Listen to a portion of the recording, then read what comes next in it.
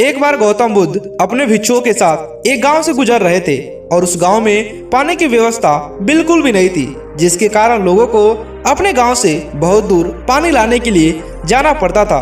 उस गांव के निकट ही एक बहुत ही बड़ा मैदान था, जिसमें बहुत सारे छोटे छोटे गड्ढे खुदे हुए थे।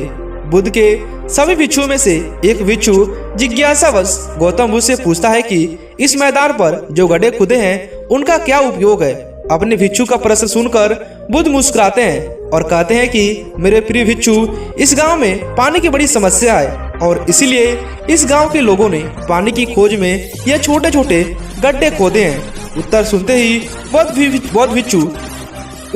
ही वह बौद्ध भिक्षु दौड़कर वहां चला जाता है और उन गड्ढों में पानी खोजने लगता है, परंतु उस बौद्ध भिक्षु को उन गड्ढों में एक भी पानी की बूंद नहीं मिलती है। उसके बाद वह गौतम बुद्ध के पास वापस आकर पूछता है कि बुद्ध, इन गड्ढों में तो पानी है ही नहीं।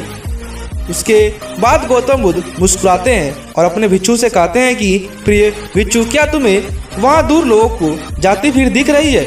इस पर बौद्ध भिक्षु कहता है कि हाँ बुद्ध, मैं देख सकता हूँ। इसके बाद बुद्ध कहते हैं कि वे सभी लोग इस गांव से बहुत दूर एक नदी है, वहां से पानी लेने के लिए जा रहे हैं। उसके बाद बुद्ध का भिक्षु बुद्ध से पूछा है कि बुद्ध, क्या इस गांव के आसपास के जमीन में पानी बिल्कुल भी नहीं है।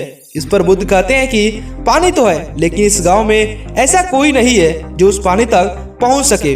इसके बाद बौद्ध भिक्षु कहता है कि मैं कुछ समझा नहीं। इसके बाद गौतम बुद्ध कहते हैं कि क्या तुम इस मैदान पर खुदे हुए गड्ढे को देख रहे हो। इस पर जो गड्ढे खुदे हुए हैं ये सभी पानी की खोज में खुदे गए हैं, लेकिन एक भी गड्ढे में पानी प्राप्त नहीं हुई है। जानते हो क्यों? क्योंकि परिश्रम तो किया गया, लेकिन सही दिशा में नहीं किया गया।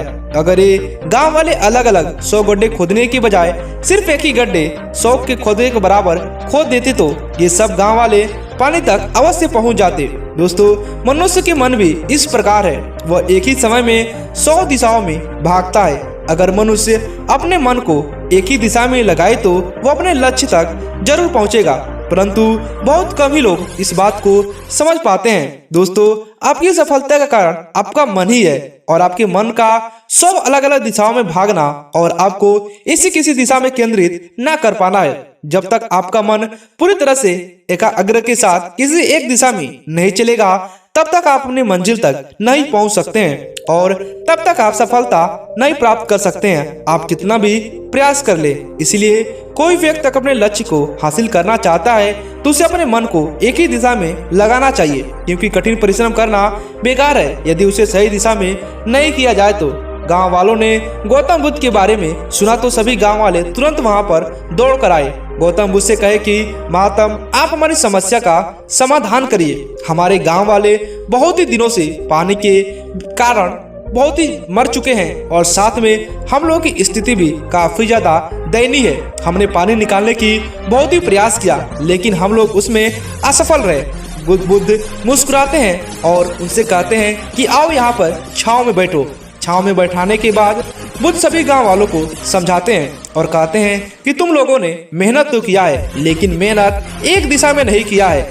तुम लोगों ने इतने सारे गड्ढे खोद डाले हैं, लेकिन तुम लोगों ने अगर इतने सारे गड्ढे एक ही साथ एक ही जगह खोदा होता तो निश्चित ही तुम लोगों को सफलता मिल गई होती। तुम लोग पानी के कारण नहीं मरते और दूर तुम्हें पानी लाने की जरूरत नहीं थी, क्योंकि पानी यहीं से निकल जाता। बुद्ध की बात मानकर गांव वालों ने निरंतर प्रयास करना और परिश्रम करना शुरू कर दिया। सभी गांव वालों ने मिलकर एक ही जगह खुदाई करना शुरू कर दिया।